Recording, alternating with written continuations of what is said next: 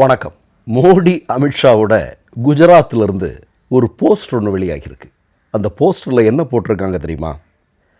குஜராத்தில் இருக்கக்கூடிய பெண்கள் கற்பழிப்பிலிருந்து தப்பிக்க வீட்டிலையே உட்கார்ந்துருங்க, தயவு செஞ்சு வெளியே வந்துடாதீங்க அப்படின்னு மோடியினுடைய அமித்ஷாவினுடைய ஆர்எஸ்எஸ்னுடைய குஜராத்திலிருந்து போஸ்டர் ஒட்டப்பட்ட செய்தி இன்றைக்கு உலகம் முழுவதும் பெரும் அதிர்ச்சியை ஏற்படுத்தியிருக்கிறது. அதுக்கு முன்னாடி ஒரு செய்தியை சொல்கிறேன். நம்ம தலைவர் மோடி ஒரு தேர்தல் பிரச்சாரத்தின் போது அவருக்கு பக்கத்தில் இருந்த ஒருத்தருக்காக அவர் வாக்கு கேட்கிறார். இவருக்கு எல்லோரும் ஆதரவளியுங்கள் அப்படிங்கிறது. அந்த வீடியோவும் இப்போது பெரிய அளவில் வைரல் ஆகிட்டுருக்கு. அந்த வீடியோ என்ன, யாருக்காக இவர் வாக்கு கேட்டார் அப்படிங்கிறதெல்லாம் நம்ம தெரிஞ்சுக்கணும் இல்லையா? ஒரு வாட்டி அந்த வீடியோ பாருங்களேன்.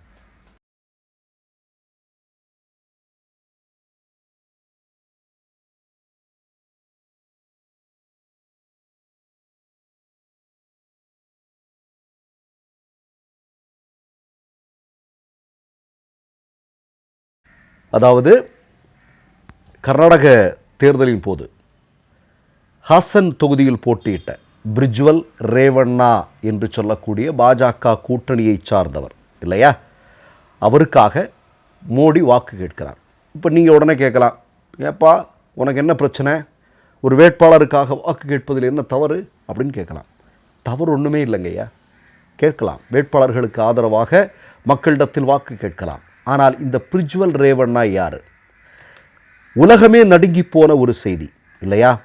2500க்கும் அதிகமான பெண்களை தன்னுடைய இச்சைக்கு பயன்படுத்தி வீடியோவாக எடுத்து வச்சிருந்த ஒரு பொறுக்கி தான் இவன், சரியா?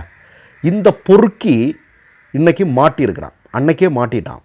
இன்னைக்கு கோர்ட்லேருந்து தீர்ப்பு வந்திருக்கு. என்ன தீர்ப்பு அப்படின்னா, சாகிற வரையிலையும் இவன் ஜெயிலில் தான் இருக்கணும் அப்படிங்கிற தீர்ப்பு, சரியா? இந்த இவனுக்காகத்தான் நம்முடைய தலைவர் மோடி ஒரு மிகப்பெரிய மக்கள் குழுமி இருந்த கூட்டத்தில் கையை தூக்கி தயவு செஞ்சு இவனுக்கு எல்லாரும் ஓட்டு போடுங்கப்பா அப்படின்னு கேட்டார் சிரிச்சுக்கிட்டே, சரியா? இந்த பிரிஜ்வல் ரேவண்ணாவை பற்றி கர்நாடகத்தில் இருக்கக்கூடிய பாஜகவில் இருக்கக்கூடிய முக்கியமான சில பிரமுகர்கள், இவன் ஒரு அயோக்கிய பையன், இவன் ரொம்ப ரொம்ப மோசமானவன், இவன் பெண்களுக்கு எதிரானவன் அப்படிங்கிறத ஆதாரத்தோடு மோடிக்கு கடிதம் எழுதினார்கள். எப்பா இவனுக்கெல்லாம் நீ ஆதரவாக பிரச்சாரம் பண்ணிடாத, இவன் ரொம்ப சிக்கலான ஆள் அப்படின்னு சொல்லிட்டு மோடிக்கு கடிதம் எழுதினார்கள். ஆனால் மோடி அது குறித்து ஏதாவது நடவடிக்கை எடுத்தாரான்னா நமக்கு எல்லாருக்கும் தெரியும் இவங்க என்னைக்கு எந்த நடவடிக்கை எடுத்திருக்கிறாங்க இல்லையா? உங்களுக்கு இன்னொரு செய்தியை சொல்கிறேன். ஒரு ஆர்எஸ்எஸ்காரன், பெரிய ரோடு கான்ட்ராக்டர், அவன் என்ன பண்ணியிருக்கிறான் அப்படின்னா, மோடிக்கு ஒரு கடிதம் எழுதுகிறான். கடிதம் எழுதிட்டு அவன் தற்கொலை பண்ணிட்டான். என்ன கடிதம் தெரியுமா?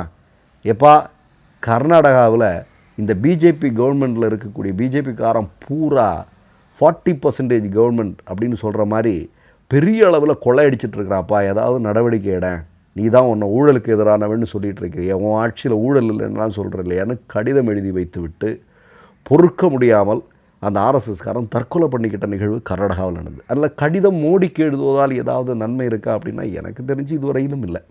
விவசாயிகள் எழுதுகிறாங்க இல்லையா, கடிதம் எழுதுறாங்க. சரி, இப்போது இந்த பிரிஜ்வல் ரேவண்ணா அப்படிங்கிறவன் தேர்தலில் வாக்களிக்கிறான். வாக்களித்து இவன் மேலே குற்றச்சாட்டு நிரூபணமாகுது. இவன் உடனடியாக என்ன பண்ணுறான் தெரியுமா? ஜெர்மனிக்கு ஓடிடுறான். ஜெர்மனிக்கு எப்படி ஓடுனா? இந்தியாவில் மோடியினுடைய கட்டுப்பாட்டில் இருக்கக்கூடிய விமான நிலையத்தில் இருக்கக்கூடிய விமானம் மூலமாக ஜெர்மனிக்கு தப்பி ஓடினான். குறிப்பாக உள்துறை அமைச்சகத்தினுடைய கட்டுப்பாட்டில் இருக்குது, நம்ம இன்னொரு தலைவர் அமித்ஷாவினுடைய கட்டுப்பாட்டில் இருக்குது.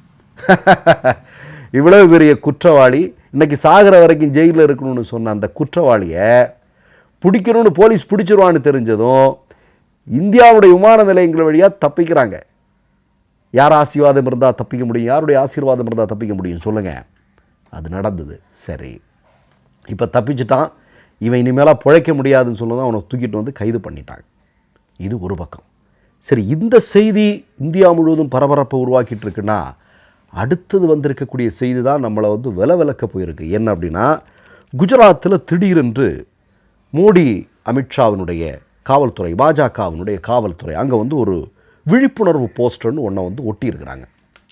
அதில் என்ன எழுதியிருக்கிறாங்கன்னு தான் அது பார்க்கும்போது தான் நமக்கெல்லாம் குதிக்குது.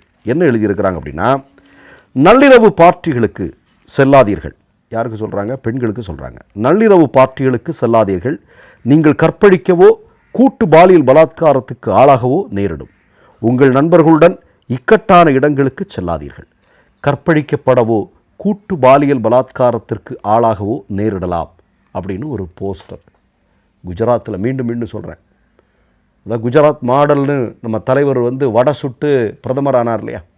குஜராத் மாடல்னு அமித்ஷா வடை சுட்டு உள்துறை அமைச்சர் ஆனார் இல்லையா?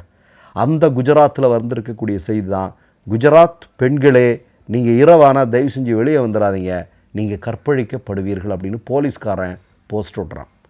ஆம் ஆத்மி, காங்கிரஸ் உட்பட எல்லா கட்சியுமே மிகப்பெரிய அளவில் போராட்ட காலத்தில் வர்றாங்க. உடனடியாக பயந்து அந்த போஸ்டர் எல்லாத்தையும் தூக்கிட்டாங்க. இது நடந்திருக்குங்க, இது குஜராத்தில் நடந்திருக்கு. மோடியினுடைய ஆட்சியினுடைய லட்சணத்தை பாருங்கள். பேட்டி பச்சாவோ பேட்டி படாவோ. ஆமாம், மைக்கு கிடச்சா வடை சுடுறது, அதுக்கு மேலே ஒன்றுமே இல்லை. இந்த 11 வருட ஆட்சியில் இந்தியாவில் பெண்களுக்கு பாதுகாப்பு இருக்கிறதான்னு கேட்குறேன். மனசாட்சி உள்ள ஒரு பிஜேபிக்காரன் சொல்லட்டும், இருக்குன்னு சொல்லட்டும். சொல்ல மாட்டான், அவனே சொல்ல மாட்டான். ஏன்னா அவனுக்கு உள்ளுக்குள்ளே தெரியும் என்ன அப்படின்னு. உத்தரப்பிரதேசத்தை பற்றி சொல்லவா? ஒரு ஆயுள் பத்தாது. இந்த பிஜேபி ஆட்சி உத்தரப்பிரதேசத்தில் வந்திருக்கும் போது பெண்களுக்கு ஏற்பட்ட அநீதிகளை குறித்து சொல்வதற்கு ஒரு ஆயுள் பத்தாதுங்க. இதில் தான் 2 பாவப்பட்ட கன்னியாஸ்திரிகள் அங்கே சத்தீஸ்கருக்கு போகிறாங்க. பிள்ளைங்களுக்கு வேலை வாங்கி கொடுக்கறதுக்காக வேலைக்காக அழைச்சிட்டு போகிறாங்க. உடனே சத்தீஸ்கரில் இருக்கிற பாஜகக்காரன் முதலமைச்சர் சொல்கிறான், பெண்களை பாதுகாக்கிறதுக்கு தான் நாங்கள் அவங்க மேலே நடவடிக்கை எடுக்கணும். யாருக்கிட்டேருந்து யாரை பாதுகாக்கிறதுடா? குஜராத்தில் சங்கிகள் தானே அதிகமாக இருக்கிறான். சங்கிகள் அதிகமாக இருக்கக்கூடிய, ஆர்எஸ்எஸ்காரன் அதிகமாக இருக்கக்கூடிய குஜராத் போலீஸ்காரன் சொல்கிறான், நைட் ஆனால் பொண்ணுங்க வெளியே வராதிங்கடான்னு சொல்கிறான். இப்போ இங்கே யாருடா பிரச்சனைக்குரியவன்? ஆர்எஸ்எஸ்காரனா சொல்லுங்கடா, தயவு செஞ்சு சொல்லுங்கடா. ஏன்டா நீங்கள் ஆட்சி செய்யக்கூடிய மாநிலங்கள் இந்த மாதிரி இருக்குது? சட்டமன்றத்தில் இருந்தால் என்ன படம் பார்த்துட்ருக்கீங்கன்னு தெரியுது. அங்கே ஒருத்தன் ஒரு ஆர்எஸ்எஸ்காரன் பாராளுமன்ற திறப்பு விழாவுக்கு உள்ளே கூட்டிகிட்டு போனவன் மேலே போக்சோ வழக்கு, அப்புறம் அவன் அப்பாவை மிரட்டி என்ன பண்ண, இதெல்லாம் நமக்கு தெரியும். என்ன டெய்லி என்னடா இது நடந்துகிட்ருக்கு? என்னடா ஆட்சி நடத்துகிறீங்க நீங்கள்? வெக்கம் இல்லையாடா? தயவு செஞ்சு போயிருங்கடா. வேறு என்னடா சொல்கிறது? தயவு செஞ்சு போயிருங்கடா. எங்கள் நாட்டுடைய மானத்தை பறிச்சிடாதீங்கடா. மற்றொரு நிகழ்வில் சந்திப்போம். நன்றி, வணக்கம். மை நேம் இஸ் ரெட் சேனலை சப்ஸ்கிரைப் பண்ணிக்கோங்க. அதுக்கப்புறமா பக்கத்தில் இருக்கிற ஜாயின் பட்டனை கிளிக் பண்ணீங்கன்னா ஒரு நியூ பேஜ் ஒன்று ஓப்பன் ஆகும். அதுலேயும் ஜாயின் பட்டனே கிளிக் பண்ணிக்கோங்க. அதில் பார்த்தீங்கன்னா credit card, debit card options இருக்கு. இதில் உங்களுக்கு விசா, மாஸ்டர் கார்டு, ரிப்பே அப்படின்னு 3 ஆப்ஷன்ஸ் கொடுத்துருக்காங்க.